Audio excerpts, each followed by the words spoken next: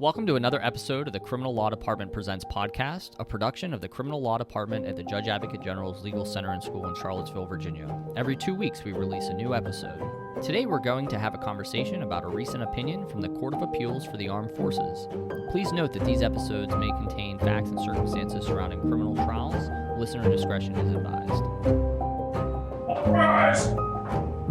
Hear ye, hear ye, hear ye. The Honorable United States Court of Appeals of the Armed Forces is now open and in session. God save the United States of America and this honorable.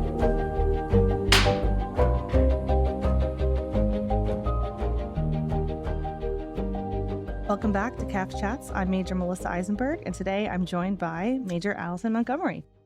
Today, we're diving into the case of United States versus Campos. Campos is another case about victim impact statements.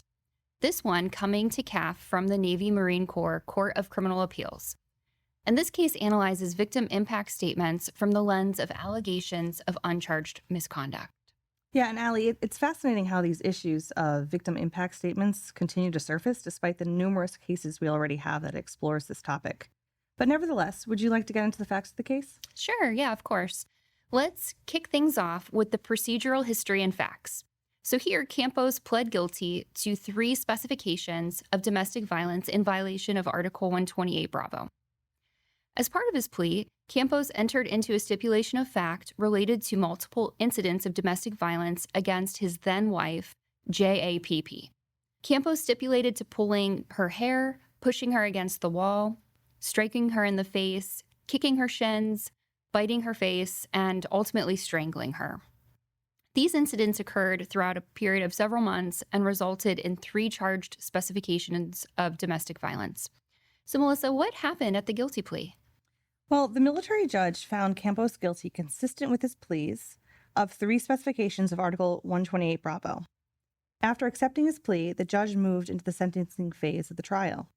When it came time for the court to invite any crime victim to make a statement, C.A.A.F delivered an unsworn statement consisting of approximately 1,150 words, a detail the court notably highlighted, which is quite a long statement. It is. And Allie, how did her statement unfold? Well, the statement began by detailing the profound impacts of the offenses of which Campos had been found guilty and actually pled guilty to. She spoke of her feelings of hopelessness, her anxiety that was triggered by seeing people resembling her husband, and negative experiences socially and at work. These impacts disrupted her focus and sleep.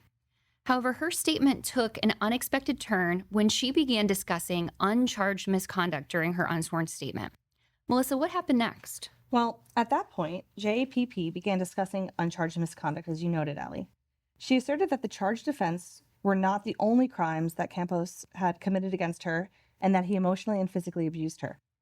She described a progression of physical violence and control during which Campos' violence grew more serious, and he took steps to cut her off from the world by taking her phone and turning off the internet service. Hearing this, defense counsel objected to the judge considering this portion of the victim's impact statement, namely that Campos yelled at her, grabbed her and pulled her arms, immobilized her arms, and took away her phone and internet service. And Allie, how did the judge rule on that objection? Well, the military judge overruled the defense's objection, reasoning that C.A.A.F.'s victim impact statement provided information about Campos's continuous course of domestic abuse. The judge explained that the course of conduct occurred in and around their shared residence and occurred during a close time frame, which resulted in a negative social and psychological harm that was proper for the court's consideration under R.C.M. 1001C. The judge added that he was considering information from C.A.A.F.'s victim impact statement only for the offenses of which the court found Campos guilty. Melissa, ultimately, what was Campos's sentence? Well, the military judge sentenced Campos to 70 months of confinement, reduction to the grade of E1, and to be dishonorably discharged. The maximum confinement pursuant to the terms of the pretrial agreement was 72 months. Then the Navy Marine Corps Court of Criminal Appeals heard the case and held that the military judge did not abuse his discretion by allowing C.A.A.F to discuss uncharged misconduct, and even if there was error, the error was harmless. Thus, the CCA affirmed the findings and sentence. The C.A.A.F granted on the following issue: whether the military judge abused his discretion by admitting and considering, over defense objection, allegations of additional misconduct in the unsworn victim impact statement. So, Allie, how did the CAAF begin its analysis on the issue in this case? The CAAF began their analysis by outlining the standard of review. Here, because the court was reviewing a military judge's ruling, they used an abuse of discretion standard. Abuse of discretion occurs when a military judge either bases a ruling on findings of fact that aren't supported by the evidence, uses incorrect legal principles, applies correct legal principles in a clearly unreasonable way, or does not consider important facts. Next, the CAAF turned to R.C.M. 1001C from the 2019 Manual for Court-Martial that governed the parameters of victim impact statements in this case. All right, so Allie, I think it's an appropriate time to talk about R.C.M. 1001C and what the rule specifically permits.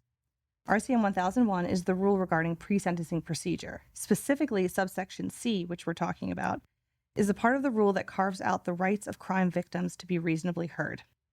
There are two qualifying prongs when it comes to R.C.M. 1001C. The first is who is a crime victim, and it's defined as an individual who has suffered direct physical, emotional, or pecuniary harm as a result of the commission of an offense for which the accused has been found guilty.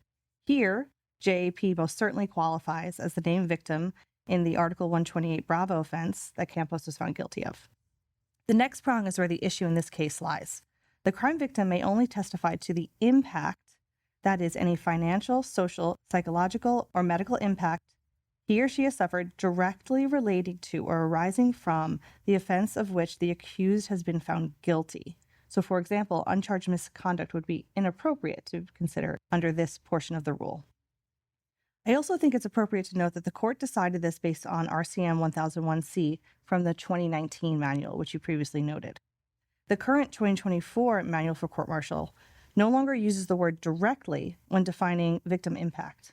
Right. And so of importance to the matter in question here is section Charlie 2 Bravo, like capital B, which says that victim impact includes financial, social, psychological, or medical impact on the crime victim directly relating to or arising from the offense of which the accused has been found guilty. The CAAF closes out their initial portion of the analysis by discussing when the court will grant relief for instances where the military judge rejected objections to a victim's unsworn statement.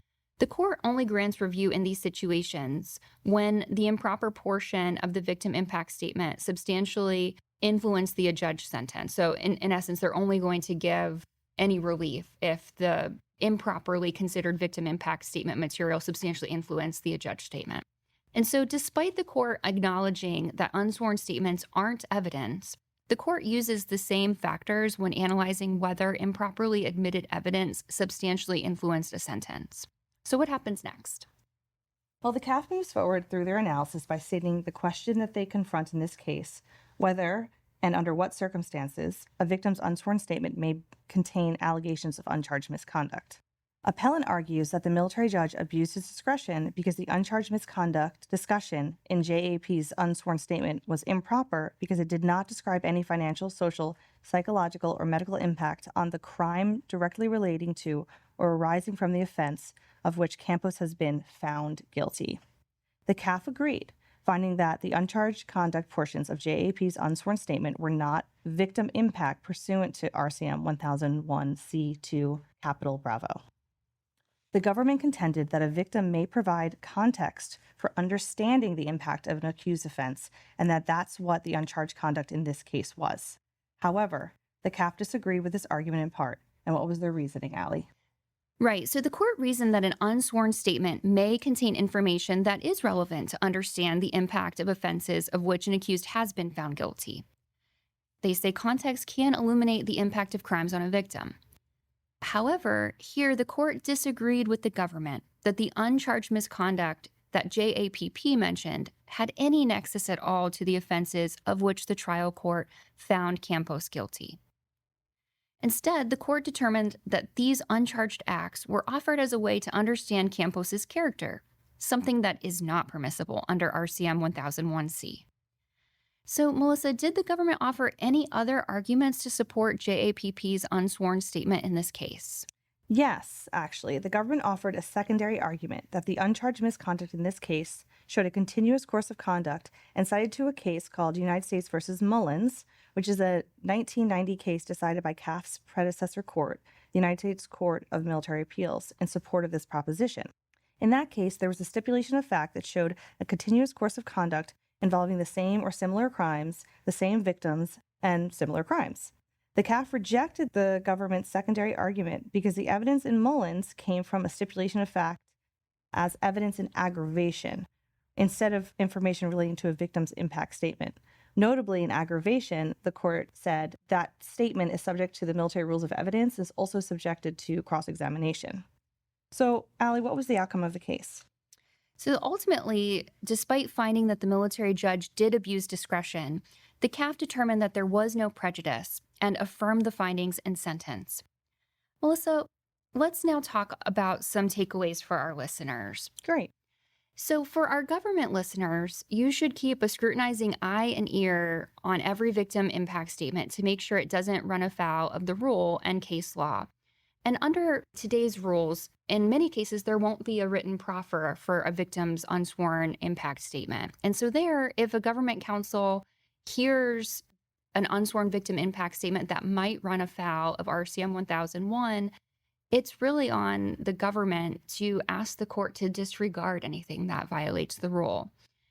Understanding that if a judge makes an error in any of this territory, there might be implications for the case, like there was here in Campos. Right. Like the government could not respond to defense objection and agree with it and move directly on with the sentencing case. Exactly.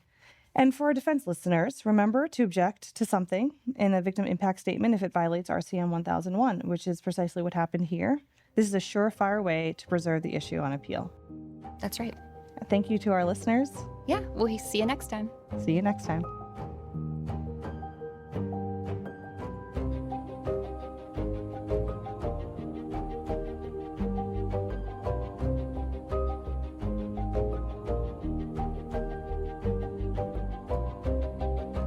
Thanks for joining us today for another episode of the Criminal Law Department Presents podcast. If anything you heard sparked a thought, we'd love to connect with you. Your comments help us create better future content for the field or the fleet. Reach out to us on Facebook or Instagram. The information can be found in the show notes for today's episode. The views expressed in today's podcast are those of the presenters and not necessarily the Judge Advocate General's Court, the Department of the Army, or the Department of Defense. Court thanks counsel for both sides. And the court will stand in recess until further order of the court.